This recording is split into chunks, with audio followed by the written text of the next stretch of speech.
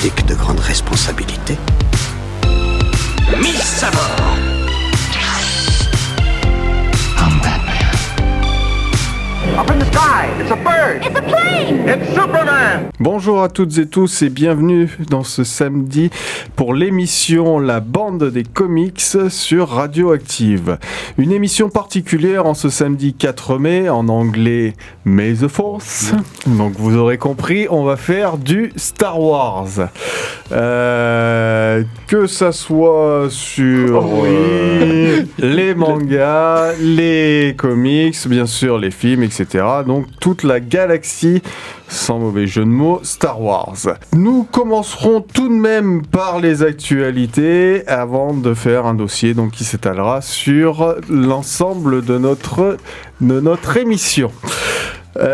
Pour m'accompagner, la bande au complet, comme d'habitude. Alors, il nous a mis un masque de Dark Vador, mais plutôt Dark Vador Kid. C'est ça, ouais. Wish, voilà. Dark... Dark Vador. Ouais, Gris Vador. C'est ça, Gris Vador. Il voit absolument rien. Voilà, il ne voit absolument rien, mais il est là. Rémi, comment vas-tu ? Salut. Voilà. J'adore, je vais être insupportable. Oui, non, mais plus que d'habitude. C'est ça le pire. Ah, c'est ça le problème. On a notre petit Jawa. Oh oui.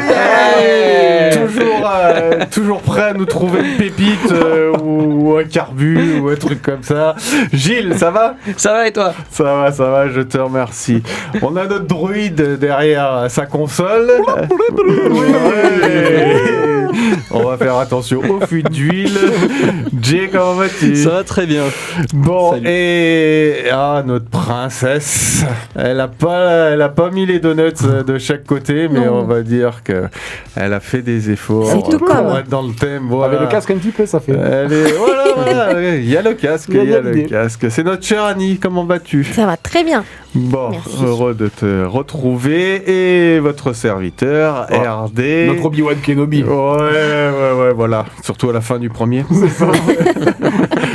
Quand il est enfin tranquille. Bref, on est là pour 1 heure et je tiens à vous parler tout de suite. Vous avez pu voir sur nos réseaux les présentations pour la soirée Star Wars organisée par la radio Radioactive. C'est donc, vous pouvez trouver les places sur le Hello Asso. Hello Asso, Hello Asso, voilà. Il y aura pas de vente sur place, mais on vous attend. Il y aura des costumes, à manger, à boire. Notre cher président nous fait des bao aux algues de Dagobah, Ça doit être bon, ça. ou à la viande de Rancor. Oui. Voilà, j'ai vu, Bien. ils sont verts, ils sont parfaits. Oui, j'ai vu la photo aussi. Ouais. Ils sont très très beaux, donc on vous invite à voir ça. On aura bien sûr nos chers DJ qui nous feront passer une très bonne soirée, voilà, de 18h jusqu'à minuit. Venez, le but étant de récolter de l'argent pour pouvoir, comme d'habitude, développer notre radio et permettre aussi de continuer à embaucher une personne chez nous, Marine, qui nous est indispensable. Coucou Donc, Marine. voilà, donc on compte sur vous. Jay, tu voulais rajouter ? Oui, ça se passe à l'Espace des Arts au Pradet. C'est quand même important si on veut venir. C'est éventuellement, mais bon, tout est sur nos réseaux. Tout à fait. Et j'imagine que là, bon, on enregistre, mais au moment de la diffusion, nos auditeurs seront on ne peut plus au courant, et voilà. Mais on vous encourage, ramenez du monde, aidez-nous, et voilà. On va passer aux actus. Alors, un petit jingle. Breaking news. Alors, qui a une actu, Jay ? Moi, je vais vous parler d'un feuilleton audio, une fois n'est pas coutume, Marvel's Wastelanders, qui est dédié à Wolverine, qui est donc arrivé le 13 mars sur les différentes plateformes, notamment sur Audible. Ça se passe dans un univers post-apocalyptique, donc un petit peu comme Old Man Logan, et ça fait suite notamment aux histoires qui avaient été écrites sur Star-Lord, sur Hawkeye, et également sur Black Widow. Et pour le coup, on a un casting 4 étoiles sur cette émission. J'ai entendu une petite interview il n'y a pas très longtemps du casting vocal, en fait, qui est en charge de cette autre adaptation. Et c'est donc un podcast narratif, donc un livre audio un petit peu comme on peut l'avoir, mais donc avec un vrai casting, avec des bruitages, etc. Et le casting, on y retrouve notamment Gérard Lanvin, donc l'acteur français qui joue le rôle de Logan, donc qui connaissait absolument pas du tout l'univers de Marvel et notamment de Wolverine, mais pour le coup, voilà, les producteurs lui ont dit Wolverine, c'est toi, tu as la voix de Wolverine, donc avec sa voix très grave, c'est annonce vraiment du très très bon. Et voilà, pour le coup, moi j'avais écouté en tout cas celui qu'ils avaient fait sur Sandman à l'époque, qui était très très bon. Celui sur Batman aussi, Batman Autopsy, qui était disponible sur Spotify, qui est très très bien aussi, avec un casting français absolument incroyable. Donc voilà, je vous invite à aller découvrir ça, c'est plutôt très sympa.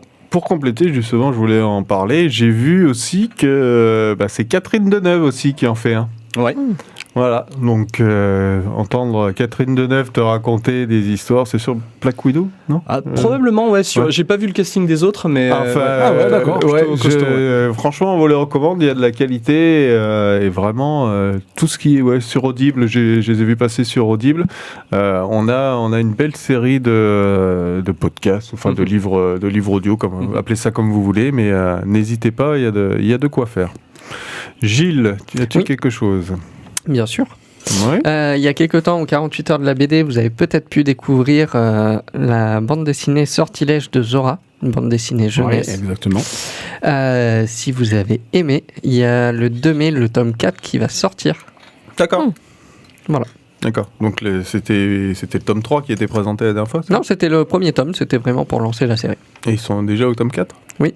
Ouais, mais sur les 48 heures, en fait, ils sortent, ce ne sont que des premiers tomes, en fait. C'est vraiment pour lancer, pour faire découvrir les séries. Et... Ok. Bon, tu vas me dire, si tu découvres un tome 1 que tu aimes, tu es content d'en avoir 3 derrière. Voilà. Oui. Ça peut se tenir... En BD jeunesse, bon, ça va vite, quoi. C'est pas 4 tomes de 400 pages, donc bon, c'est rattrapable. Oui. Bon, Oui, moi, c'est largement faisable. Ouais. Il y a de quoi faire. Rémi, toi, tu as quelque chose ? Oui, une séance de dédicace à Charlemagne-Toulon. Alors, je vous en dis pas plus, enfin, sur les prochaines, parce qu'on a un casting. Voilà, vous avez une séance de dédicace, merci, au revoir. De fou. Allez, venez. Mais là, le samedi 18 mai, on a Kim Gérard qui va venir avec Délivrance, qui était paru chez Glénat, une bande dessinée post-apocalyptique dans laquelle la mort a disparu. C'est une couverture rose avec un visage qui éclate. Je sais pas si ça vous parle d'après la tête de Gilou. Non. Bon, voilà, donc les hommes, enfin la mort a disparu, et en fait il y a une petite fille qui a hérité, on va dire, qui est née avec des pouvoirs spéciaux et qui pourrait apporter d'une certaine manière le repos éternel aux hommes. Donc forcément il y a des gens qui vont aller la chercher pour la protéger et d'autres pour essayer de la tuer. Voilà, ma foi, c'est une séance de dédicace à voir et à découvrir.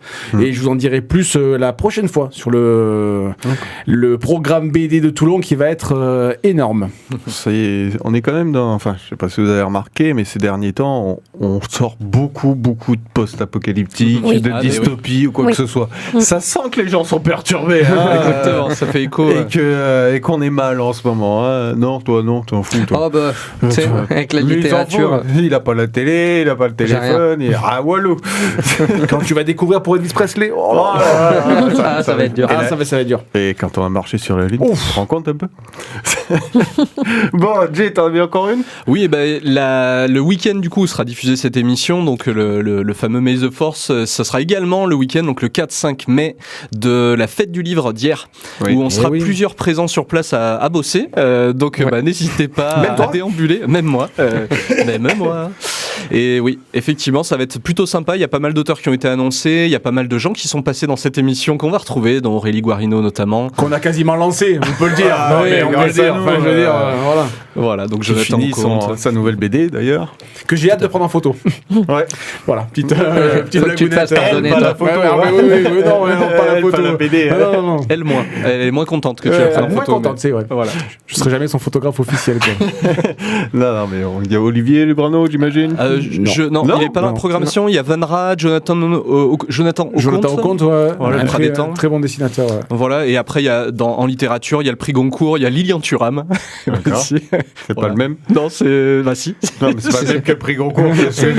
Il a pas eu le prix Goncourt, lui. Mais... Ouais, t'as Jean-Baptiste Andrea qui a été le prix Goncourt. Ouais. Après, en BD, il y a Chloé Cruchaudet aussi, qui avait fait une BD sur Proust.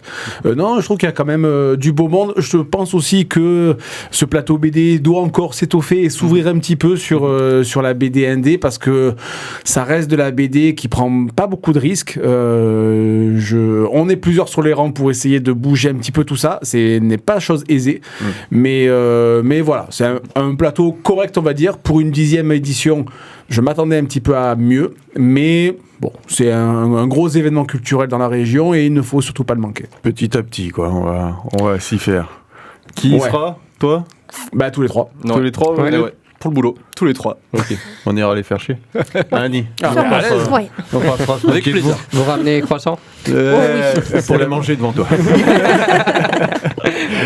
Il nous reste un peu de temps. On est au bout, sauf est si au quelqu'un a bout. une petite news comme ça qui veut glisser. Oui, la dernière bande-annonce de Joker, Folie à 2. Ah oui. Voilà, Ouais. donc moi, Lady Gaga, c'est pas une artiste que j'apprécie beaucoup au niveau musical. Elle pourrait convenir au rôle d'Harley Quinn. Voilà, je suis assez sceptique. Je trouve qu'un 2 n'était absolument pas nécessaire. On va voir ce qu'ils vont faire. Voilà. Ça va beaucoup tourner autour de la musique. Hein. La bande-annonce le montre.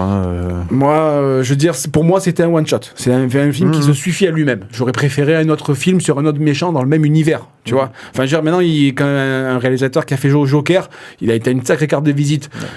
T'avais plein d'ennemis, t'avais Freeze, mais plein qui pouvaient, tu vois, bénéficier de cet aspect-là. Ils ont préféré faire un 2, je trouve ça assez. Mais tu peux assez pas bénéficier du même acteur pour l'autre. Non, Donc, mais je pense qu'ils ont surtout bénéficié. mais comme faire Joaquin pour Phoenix là-dessus. Comme faire pour Zack Snyder quand il chapeautait un petit peu ce début de DCU. En fait, si tu mets Todd Phillips en disant voilà, t'as une vision, on te suit, tu vois. Pour moi, ça avait de la gueule. Là, faire un 2, ça, tu mets toutes tes chances pour te casser la gueule, quoi. Bah écoute, Mais on verra. ira voir ça et Bien sûr. on essaiera de se faire une idée. Ok, voilà pour les news. Une première pause musicale. Oui, choisi par Rémi. Ah bah oui. La grand classique. Ah ça. Voilà, de la cantina sur le Star Wars. Sortez les boules à épisode facettes. 4. On écoute.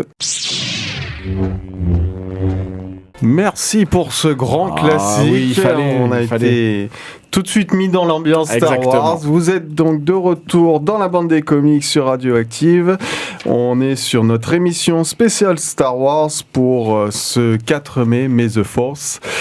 Et on va attaquer notre dossier. Donc Star Wars, une galaxie foisonnante. Le moins qu'on puisse dire, c'est que Star Wars, depuis sa sortie 77, le premier épisode, n'a cessé de conquérir des marchés en tout. Franchement, je pense, il est difficile. On a fait de la bouffe, des vêtements, des jeux, nous concernant donc des BD, des films des évidemment qui est censé être la base, etc., etc.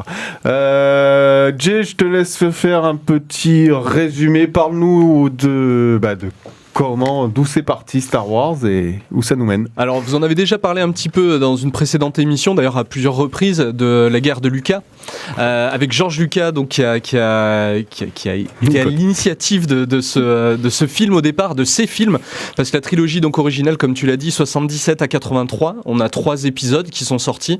Aujourd'hui, ils ont été donc renumérotés en épisodes 4, 5 et 6, parce qu'ensuite George Lucas nous a sorti donc de 99 à 2005.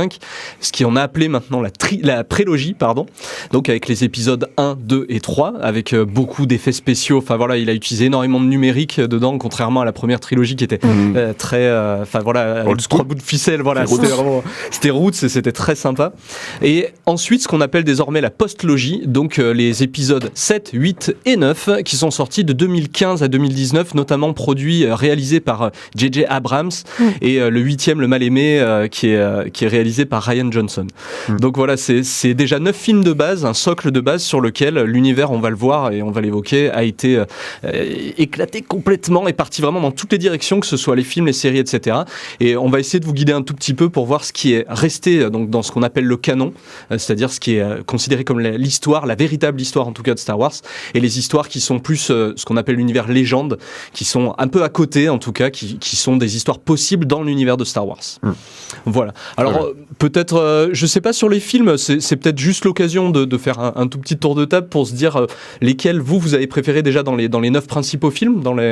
Est-ce qu'il y en a un qui vous parle particulièrement? Le 5, l'Empire contre-attaque. L'Empire contre-attaque, ouais. C'est généralement celui qui est cité le mieux. Bon, après, pour nous, la trilogie initiale, je pense qu'on peut la regarder 20 fois. Oui, bien sûr. Oui. C'était quand on était petit, on l'a poncé, je pense, tout autant qu'on oui, est. bien sûr. Oui, Annie, toi qui es plus jeune, Ouf. toi qui es plus de la prélogie en fait. C'est ça. Alors, moi, mon problème avec Star Wars, je m'endors au bout de 20 minutes quand D'accord. je le regarde. Mais les 20 C'est premières très minutes. compliqué. D'accord, donc les 20 premières minutes. Donc toi, c'est quoi du coup alors, si tu n'as pas cette relation via les films, quelle relation as-tu à Star Wars? Est-ce que tu as une relation à Star Wars? Absolument pas du tout. Pas Je du connais tout. juste quelques phrases, quelques personnages, point.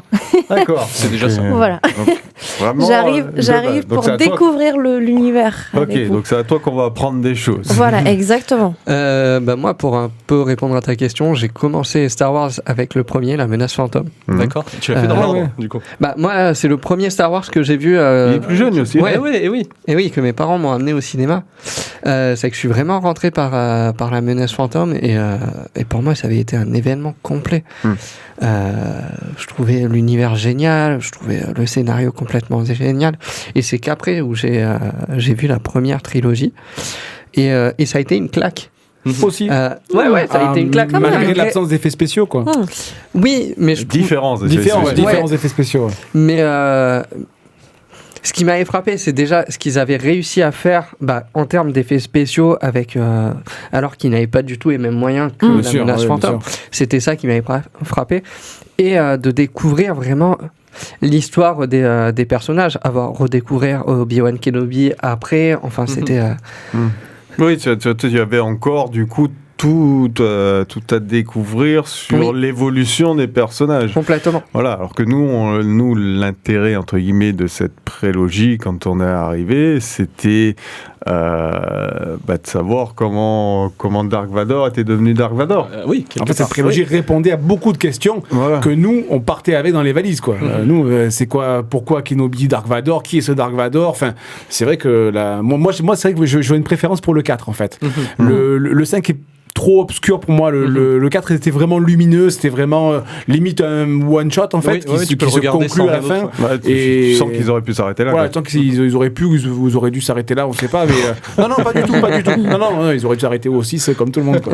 mais du coup, voilà, c'est vrai que nous, on partait avec et puis Kenobi qui meurt assez tôt dans le 4, donc on part avec toutes ces questions. Donc c'est vrai que ça a été totalement différent quand la prélogie est arrivée, donc justement qui a répondu à toutes ces questions, aux personnages, pourquoi, les rivalités, tout ça. Ouais, moi, tu vois, ça a été complètement le contraire. Je me rappelle encore au cinéma, il y a tout le monde qui me regardait et qui me balançait le « je suis ton père ». Vas-y.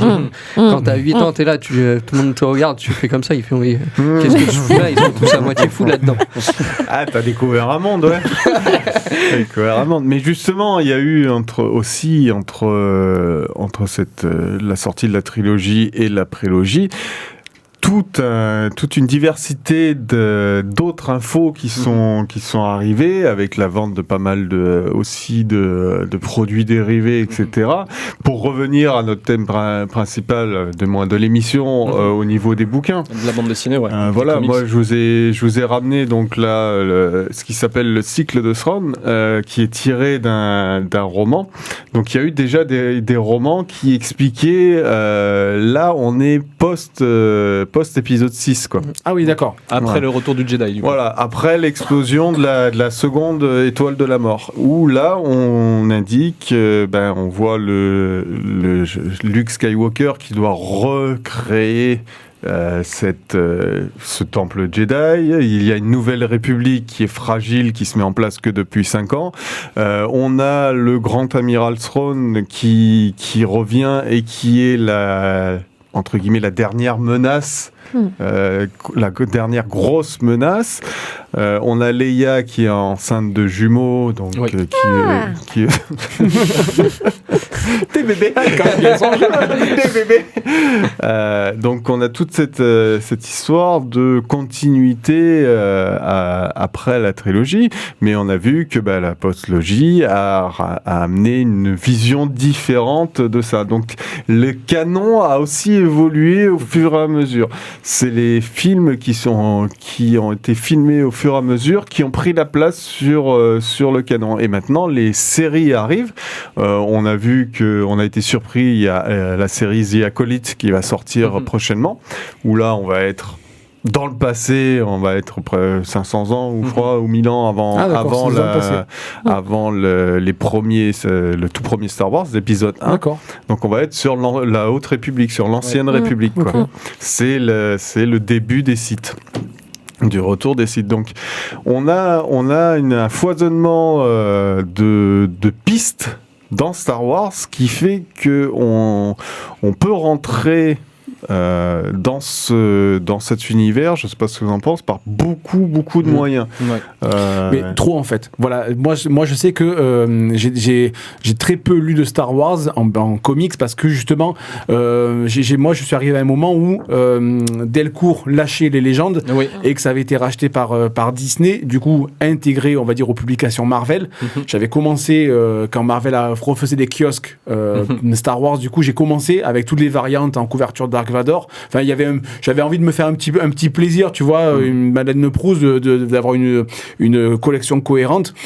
Mais malheureusement, j'ai été en fait un petit peu noyé parce que en fait, c'est ce que je disais tout à l'heure à RD avant de commencer l'émission. En fait, le problème à vouloir être canon, c'est qu'en fait, on se retrouve à faire des histoires qui tournent en rond sur des périodes très très courtes. C'est qu'ils vont prendre entre le 4 et le 5 et du coup ils vont broder là-dessus et je trouve que c'est malheureusement interminable. Et en fait, moi, j'aurais peut-être une petite préférence pour les légendes, pour le Star Wars légendes, en fait, qui, d'un coup, partaient dans des directions totalement éloignées, mais totalement cohérentes, parce qu'en fait, il n'y avait pas, tu vois, de carcan au niveau éditorial. Ton Luke Skywalker, tu pouvais le faire partir où tu voulais, l'histoire devenait cohérente en elle-même. Tu vois, il fallait pas que tel personnage soit encore vivant. Non, on s'en foutait. Moi, j'avais lu le Star Wars Rebellion, parce que j'avais croisé David Defabry, un des dessinateurs à la Garde. Du coup, je m'étais fait dédicacer un clone, en fait, donc un Stormtrooper. Du coup, j'avais pu échanger avec lui, mais après, j'avais pas été non plus très emballé. Mais je garde du coup un très beau souvenir de ces Star Wars légendes.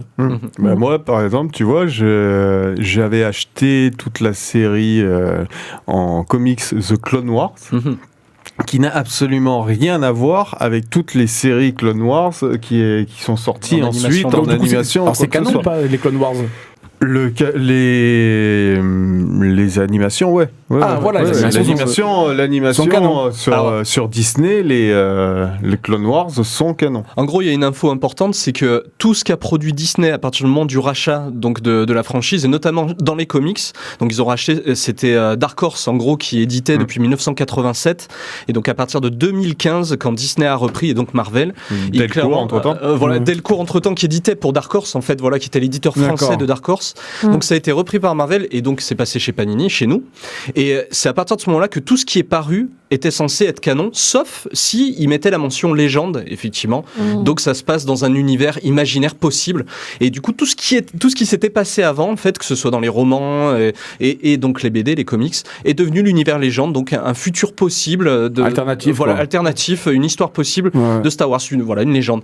Donc clairement, en 2015, quand ils ont commencé à réécrire les nouveaux comics, la règle de base, ça a été tout ce qu'on sort, la série régulière Star Wars, qui est repartie au numéro 1, c'était en gros tout ce qui se passe entre l'épisode 4 et l'épisode 5, donc entre la guerre des étoiles, un nouvel espoir aujourd'hui, et l'Empire contre-attaque. Oui, c'est ça. Voilà. Et donc, à partir de ce moment-là, ces histoires, comme tu dis, se passent dans un laps de temps où on voit ce qui s'est passé avec ces personnages et on essaie de comprendre entre les films ce qui s'est passé. Ça éclaire, ça donne un nouvel éclairage, mais il faut revenir au statu quo du début du film suivant, en fait, parce que sinon ils sont bloqués. Et là, clairement, il y a une histoire que j'ai trouvée plutôt pas mal dans toutes ces séries-là. C'est notamment une histoire sur Han Solo. En fait, ils arrivent à trouver des idées parce que l'univers, voilà, il est tellement foisonnant. Et il y a notamment une histoire qui est excellente à cette période-là, qui était sortie dans l'édition chez Carrefour, hein, les petits comics à 3€, donc qui se trouve assez facilement et qui reprend la série qui s'appelle Han Solo, donc les numéros 1 à 5. Et en fait, il fait une course dans l'espace, ça s'appelle la course du vide du dragon. Et il participe sous couvert d'une mission pour la rébellion, sur la demande de la princesse Leia. Et c'est fantastique. Cette histoire, moi, je l'ai trouvée incroyable. C'est des auteurs et dessinateurs que je connaissais pas. Et pour le coup, j'ai eu vraiment une très bonne surprise parce que ça raconte avec le Faucon Millenium, avec Chewbacca, qu'est-ce qui pourrait se passer en fait dans une mission en fait en particulier à cette période-là. Après, tout n'est pas excellent, clairement dans la période, mais globalement, il y a très bonnes choses, y compris dans des histoires un peu fermées en tout cas entre ces deux films. Ouais, il y a eu cette période-là, et il y a cette période, donc la guerre des clones, entre le 2 et le 3, où là, pareil, c'est étendu, il y a énormément de choses. Au début, il y avait un film d'animation qui était rentré et qui finissait pile poil sur la scène d'introduction du 3. D'accord. C'est pour ça que dans le 3, tu les vois, tu sais, au-dessus de Coruscant, en pleine bataille. Je crois, ouais. Et t'as pas d'informations sur cette bataille. Et en fait, c'est l'animé Clone Wars qui a permis de faire la liaison de là. Et derrière, ils ont redéveloppé une série animée. Oui, ça je m'en souviens du coup. En plusieurs saisons, 4 ou 5 si je ne m'abuse, qui a aussi très bien marché et qui a permis de découvrir le personnage d'Ahsoka. Oui. Voilà, qui est maintenant développé sur cette nouvelle série et qui est devenu un des personnages préférés. Donc... Ils ont développé, c'est parti un peu dans tous les sens, mais le fait qu'ils aient, vous voyez, contrairement à Marvel, où les licences ont été distribuées à droite à gauche pendant un temps, parce qu'ils avaient plus de pognon dans les années 90, et c'est parti dans tous les sens, et il y a une diversité de trucs. Là, au moins, tout est sous Disney, donc ils gardent une certaine main. Voilà, là, maintenant, la nouveauté, et ils partent plus sur les temps anciens. Ça va être la Haute République. Là, ça va être la Haute République qui va être beaucoup développée, quoi. Après, si ce sont des films ou des séries qui sont dans l'esprit de Rogue One, moi, Rogue One était vraiment limite, mais mal à l'aise, quoi. Tu vois, de voir cette. En fait, du coup, on apprend l'histoire de je crois que c'est la première planète, je crois, qui est détruite par Jeddah, qui est attaquée par l'étoile noire. Voilà.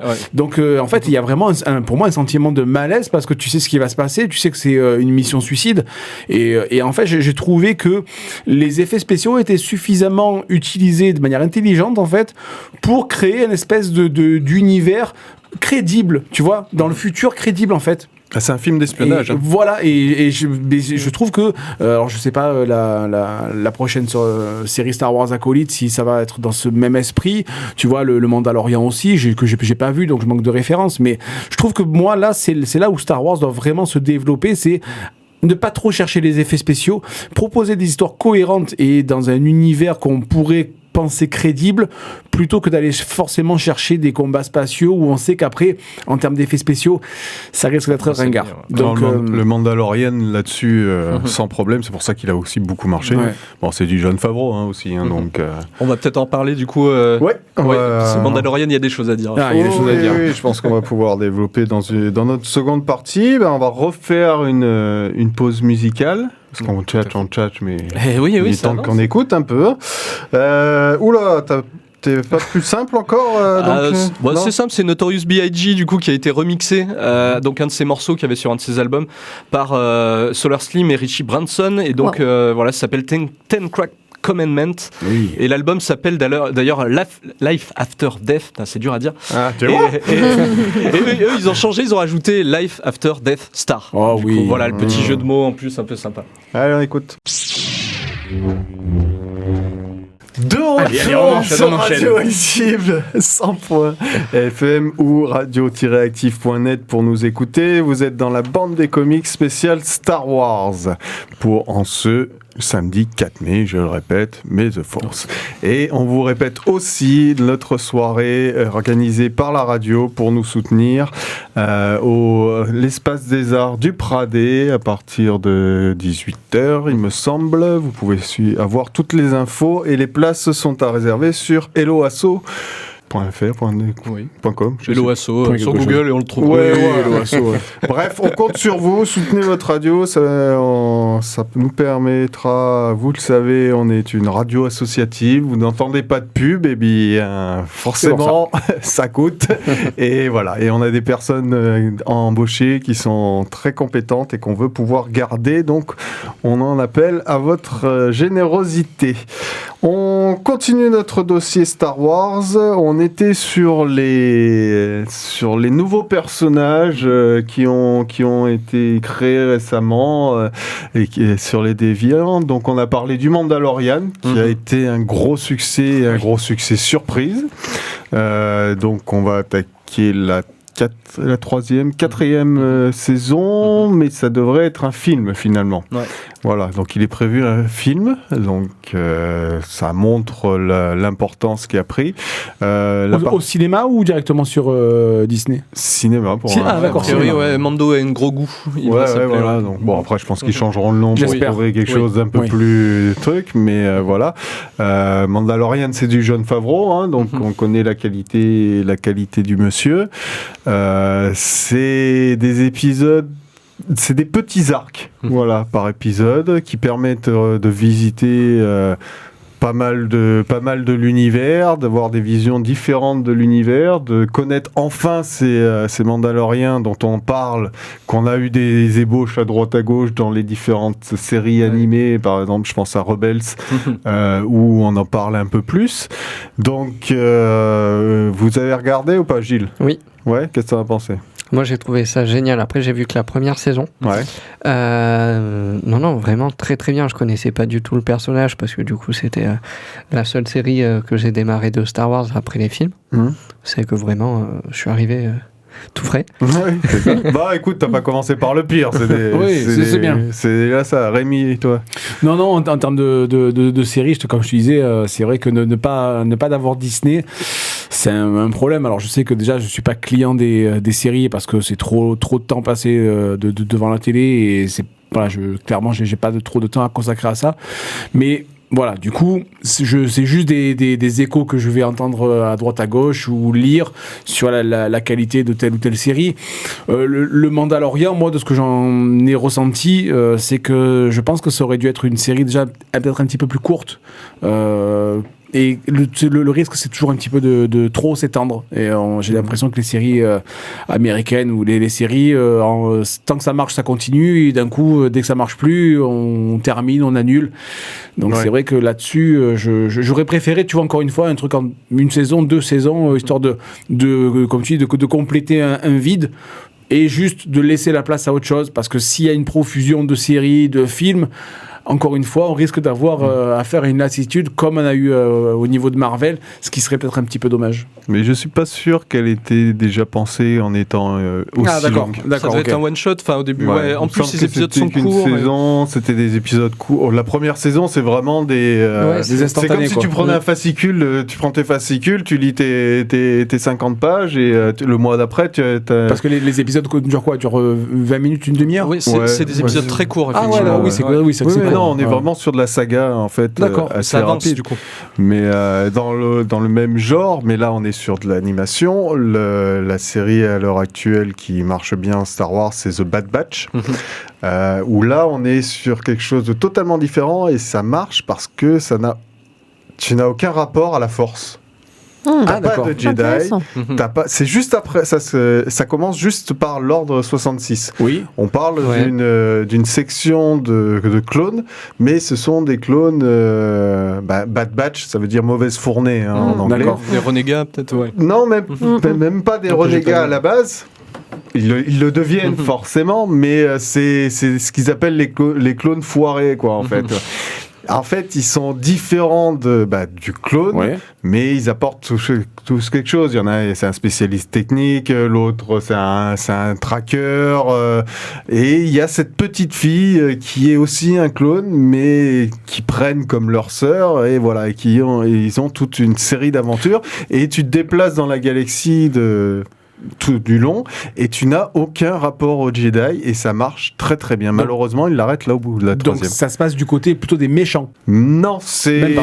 c'est des des néo-rebelles, j'appellerais ça. Des néo-rebelles. Ils se découvrent rebelles. D'accord. À la base, c'est juste 4-5 gars qui veulent s'en sortir en aidant une petite fille. On apprend d'ailleurs comment finit l'usine de clones Oui. qui est... Sur la planète, il pleut, non? Sur la planète, il pleut. On apprend Brest. pourquoi. Bien joué, je savais que tu allais me Laurent Métune en breton.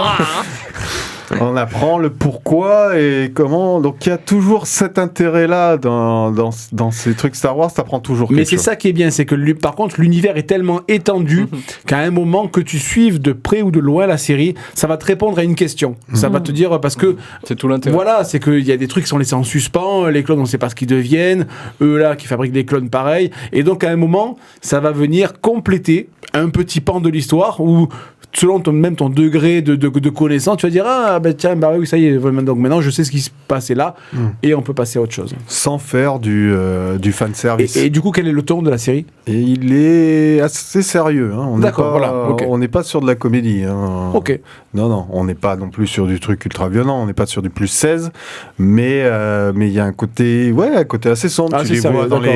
dans les villes qui sont pas forcément très propres. Il y a un côté très, très dark. Quoi. Au début, pour s'en sortir, ils jouent entre les chasseurs de primes, les magouilleurs. Enfin, il y a un peu de tout. Quoi. Tu sens qu'ils sont pris dans une grande machine à laver avec le début de l'Empire.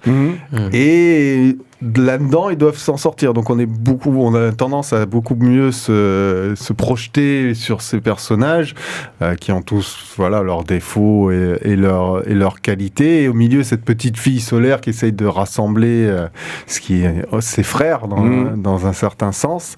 Et voilà, le rapport à l'Empire, s'ils doivent rester fidèles ou pas, etc. Donc non, c'est une très très bonne série.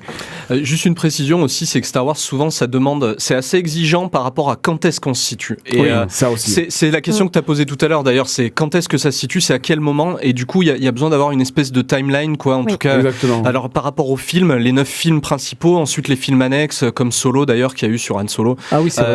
Je l'avais oublié, celui-là. Qui est très particulier, et d'ailleurs, où il y a le personnage de Quira, qui est joué par Emilia Clarke de Game of Thrones, ouais. qu'on retrouve à l'intérieur. Et la suite de cette histoire-là, d'ailleurs, n'est pas dans les films, elle est dans les comics, pour le coup. Dans les comics, ils sont édités, du coup, depuis 2021. War of the Bounty Hunters, on retrouve ce personnage de Quira, d'ailleurs. Donc, on a la suite, finalement, de ce qu'il y avait dans ce film, qui est pas terrible.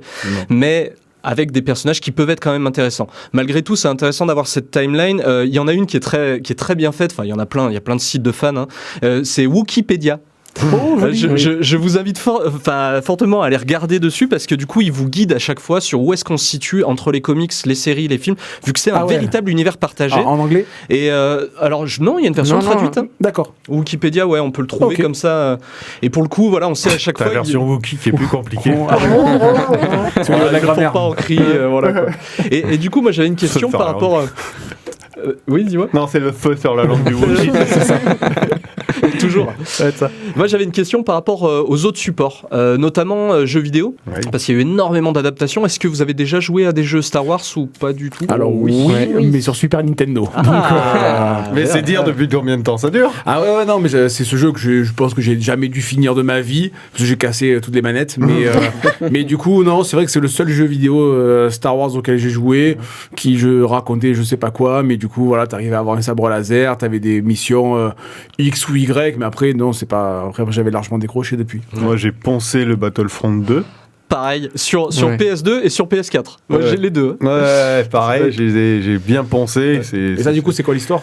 En gros, c'est vraiment des batailles. Tu choisis ton personnage, ta caste de personnages. Voilà, tu te mets côté des gentils, côté des méchants. Tu joues un trooper, tu joues un... Et tu tabasses. Voilà, et l'idée est de t'es dans une bataille, donc il faut gérer ta bataille. Jeu d'arène, quoi. Ouais. Autant ton personnage que ce qui se passe sur l'ensemble de la bataille, quoi. Donc tu choisis d'intervenir à droite ou à gauche, voilà. Et l'avantage, c'est du multijoueur, donc tu tombes sur tout et n'importe quoi en face de toi. Ah, c'est du multi, d'accord. Okay. Voilà, donc, non, mais t'as vraiment, tu peux te plonger vraiment dans les batailles où d'un coup tu te retrouves, tu vois des lasers qui tournent de partout, tu sais pas d'où ça vient, mais voilà. Donc il y a une vraie immersion qui se met dedans.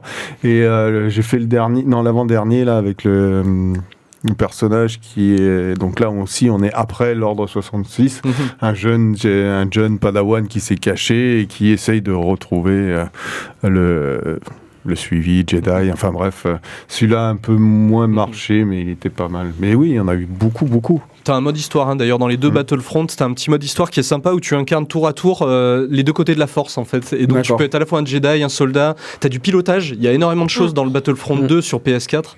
Du coup, tu descends des TIE Fighters, ou à l'inverse, t'es dans un TIE Fighter et du coup, tu descends les X-Wing. Enfin, c'est assez. C'est vraiment, tu rentres dans l'univers, t'es plongé dedans et ça marche très très bien. Je sais pas, Gilles, du coup, et Annie, si vous y avez joué à certains moi, du jeux. coup, le Battlefront PS2. PS2 aussi, ouais. Ah, il était sympa. Ça. Il était Pareil. génial. C'est vrai ? Sur PS2 aussi ? Non, moi c'était sur PC que j'avais fait les jeux de la franchise. Mais il y a un nouveau d'ailleurs qui sort, ou qui est déjà sorti, je suis pas sûre, sur PS5, le Star Wars Outlaws. Et il paraît qu'il a des bonnes critiques déjà. C'est la suite de celui dont on cherchait le nom. Là. Voilà. Mais il paraît qu'il est pas mal. Il paraît qu'il est pas mal. Ouais. Après, c'est vrai que je pense que, alors, jamais été très fan et très client des dernières consoles, mais je pense que les développements, par contre, au niveau scénario, au niveau qualité du jeu, par contre, limite, on a l'impression que ça devient des compléments au film. À l'inverse, moi, ce que j'ai connu sur la Super Nintendo, c'était un appendice, tu vois, de l'univers qui te dit, à un moment, oui, allez, je suis Luke Skywalker. Là, c'est vrai que on connaît l'essor des jeux vidéo et des scénaristes qui prennent beaucoup de place, à juste titre, et c'est très bien. Et donc, du coup, j'ai l'impression que dans tout cet univers foisonnant, à un moment, ce jeu vidéo va pouvoir, là aussi, compléter un tout petit pan de l'histoire sans jamais jouer les personnages principaux. Oui. Ce qui est pas plus mal. Jamais les personnages pas plus mal. Voilà, c'est pour un peu dans Battlefront 2. Tu utilises tes Skywalker pour le coup pendant un petit moment dans le mode histoire. Pendant un petit moment, mais les Battlefront, c'est quand même particulier parce qu'on est sur du jeu de combat, d'arène, de trucs comme ça, alors que les autres jeux où tu développes ton personnage avec ses compétences, c'est souvent comme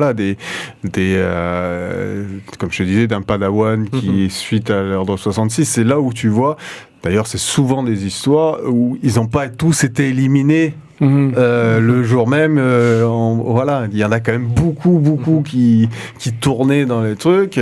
Moi, les BD Clone Wars parlent de Jedi qui sont cachés, qui ont échappé, qui ont échappé à ça, quoi. Donc, il y a vraiment tous les jeux, tout type de jeux Star Wars. Il y a les deux moi c'était sur Xbox 360 à l'époque, qui était sur l'apprenti de Dark Vador. Ça s'appelait Le Pouvoir de la Force. Il y a eu deux jeux. Et celui-là aussi. Ils sont très très bien aussi, et donc où tu peux projeter les ennemis. Et là c'est vraiment un mode histoire par contre. C'est uniquement ça. Ouais. Voilà, mais c'est sympa. Franchement, et pour le coup t'es du côté obscur. D'accord. Là clairement tu fracasses les rebelles, quoi. C'est fou parce que tu te prends au jeu alors que tu dis pas être méchant. Moi. Et en fait quand tu joues tu t'éclates. Enfin c'est tellement bien fait. Tu es dans l'univers que tu connais. Il y a tout un tas de choses qui te rappellent les souvenirs que tu as pu avoir petit, avec les sables laser, avec les pistolets laser et tout ça. Et t'as une histoire qui se développe. Et t'as une vraie histoire, effectivement. Pourquoi qui tient la route, parce que au début, comme tu dis, il y a tellement d'histoires possibles, de cadres possibles. On parle d'un univers, d'une galaxie complète. Donc si tu veux faire sur une planète qui n'a rien à voir, tu peux avoir un nouveau style. Par exemple, je pense au Star Wars Vision qui était sorti. Oui, c'est très bien. Où là, ils avaient demandé à plusieurs studios japonais d'animation de créer un petit film. Enfin, c'était quoi? C'était 10 minutes. C'était très court, 10 minutes. Espèce de court-métrage, finalement. Voilà. Animé ou animé? Et c'était très particulier, tu découvrais, et ça tenait aussi, tu avais des villages avec le côté Chine ancienne, comme tu peux avoir, des villages avec où ils sont très cow-boys, tu vois ce que je veux dire, avec les anachronismes de western, dans Boba Fett, quand il va chercher son truc, c'est très western. Mandalorian, c'est un western moderne, hein, oui, je pense. Il y a ça, donc... Star Wars mélange tous les genres au final. Tu peux mélanger un peu tous les genres et tu peux avoir tout type de personnages. Donc on sait que c'est pas prêt de finir. Oh non. Mais on revient quand même sur une qualité. Ces dernières années, je trouve que les séries ont une qualité qui tiennent la route. Et les comics aussi, hein, parce que sincèrement, War of the Bounty Hunters, le premier épisode qui commence cet event, parce que maintenant ils font des crossovers et des événements comme tu as dans les comics Marvel finalement. Ah oui. Et pour le coup, c'est Steve McNiven qui dessine, donc voilà qu'on a derrière Civil War. C'est Civil War, c'est ça. Voilà, et t'as Charles Soule au scénar qu'on connaît pour les Thor 44 et tout un tas d'autres choses, Daredevil aussi. Et franchement, enfin les histoires sont sympas et on se prend au jeu, voilà, même si c'est un univers qu'on connaît plus ou moins. Il y a, par exemple, ils expliquent dans certains comics comment les cristaux qu'il y a à l'intérieur des sabres laser deviennent rouges pour le côté obscur de la force. D'accord. Les cristaux Kyber, où ils vont les chercher, ces fameux cristaux. Ils se sont vraiment amusés à décomposer tout. Qu'est-ce qui se passe quand Han Solo est dans la carbonite, par exemple, et toutes les difficultés pour le ramener à Jabba the Hutt, quoi. Il y a tout un tas de petites choses comme ça et c'est finalement assez sympa. C'est pas forcément incroyable, mais on passe quand même un bon moment. Oui, on peut toujours compléter ses connaissances et même la lecture, tu vas pas t'enfermer sur une redite des films, quoi. Au contraire, tu peux toujours, et c'est pour ça que quand tu tombes sur une édition à 3 € comme ça, comme c'est sorti, c'est le bon moment. On peut ne plus hésiter. Avant, on pouvait hésiter, Star Wars, on se dit, voilà, il y a une redite où il y a un côté vieillot. Maintenant, non, c'est tout le temps remis à jour et tout le temps... Parce que là, c'est la deuxième, il y a eu deux collections Marvel, Carrefour Star Wars, c'est ça, je crois. Il y en a même eu 3, ouais. Ah, 2 ou 3. Ouais. Mais là aussi, quand moi, je crois que j'avais eu la première, je crois. Enfin, tu feuillettes, ça va dans tous les sens. Et oui, ils prennent des arcs, encore en fait, mais comme chez Marvel, dans un album, tu as 3-4 histoires ou 2 sur des trucs qui sont totalement qui n'ont pas de lien. Donc je me mets à la place maintenant de celui qui ne connaît pas ni l'univers Star Wars, ni les BD Star Wars, il est totalement noyé, quoi. C'est vrai que ça aurait été l'avantage de ces petits prix, en fait, de faire, pas des one-shots, mais un arc qui se suffit à lui-même pour, justement, faciliter l'idée des affrontements. Je crois que t'avais Solo ou Kenobi contre Dark Maul, enfin, des trucs comme ça, des confrontations. Et je pense que ça pouvait donner lieu, justement, à des arcs assez resserrés. Et au moins, tu dis, bah, tiens, si j'en prends qu'un, j'ai une histoire complète. On sait très bien qu'il y aura un truc avant, il y aura un truc après. Mais là, d'avoir encore une fois des épisodes épars, faut se faire guider, je te dis, voilà. Et en fait, malheureusement, j'avais toute la collection, je me suis jamais jeté dedans parce que tu te dis, mais en fait, c'est le bordel, quoi. Voilà, c'est le bordel. Non, mais là, je parlais plus pour le plaisir de retrouver une ambiance. Non, mais voilà, piocher ça et là, en quelqu'un fait. qui a aimé les films. Et qui n'est pas forcément à fond dedans, trouvera intéressant de lire 3-4 trucs. Bon, messieurs... il fallait nous arrêter, sinon là on continue toute la nuit. C'est l'avantage d'avoir des sujets comme ça, c'est qu'on peut en parler très très très longtemps. Écoutez, on va finir en beauté quand même, avec le quiz. Donc un petit jingle et on y va. Une énigme pour Batman. La résoudras-tu? Du coup, je vous ai préparé un petit quiz Star Wars. Tant qu'à faire. On t'écoute. Qui peut devenir Jedi?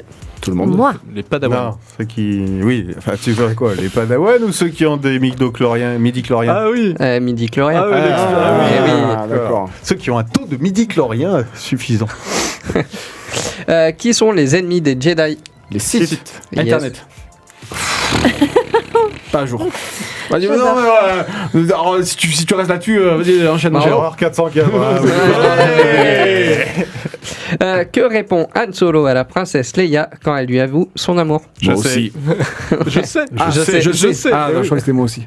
Pour info, ils ont refait de nombreuses fois cette scène où il lui disait moi aussi, je t'aime, et en fait, à bout de la 5 ou 6e fois, il a sorti je sais, et c'est ce qui est resté, et ce qui a été la meilleure, c'est ce qui est la meilleure version. Merci pour l'info. Ben de rien. Quel est le nom complet de la princesse? Leila Organa, ouais. Ouais. Ah oui, c'est vrai. Qui ne voulait pas d'Anakin Skywalker suivre l'entraînement Jedi? Qui-Gon Jinn.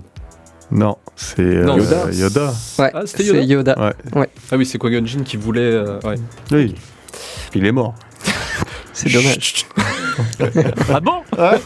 T'as pas prévu? Quelle est la particularité de C3PO? Un droïde de protocole? Non. Il a été construit par Anakin? Non. Alors, ce que je cherche, c'est combien il parle de langues. 7 millions. Perdu. 6 14 millions de 6 langages. millions de langues. 6 millions de langages. Et de dialectes. Oui, il y a les dialectes, j'ai oublié. Et l'argot. Bon, Annie, ça va être compliqué, Le je slang. pense, ce quiz-là.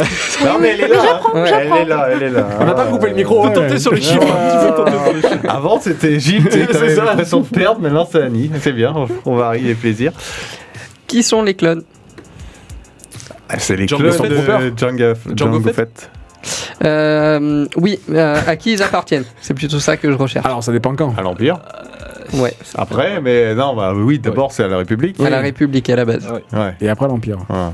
Créé sur la demande de Doku qui se fait passer Ah par, comment il s'appelle? Lord Titanus. Ouais, je crois que c'est ça, Lord. Un truc comme ça, pas bref. Qui a lancé des chasseurs de primes pour capturer Han Solo? Jabba the Hutt. Yes. Ouais, bien joué. Et la dernière, qu'est-ce que l'ordre 66? Ah, ça. c'est RD qui va nous l'expliquer, non? Il a C'est tout à l'heure. l'ordre d'élimination des Jedi par les troopers, par les clones, à la demande de futur empereur. Donc du chancelier Palpatine, futur empereur. Là, c'est Yes. précis. Épisode 2. Voilà, Ouais. c'est la fin, au début des épisodes 3. Ouais.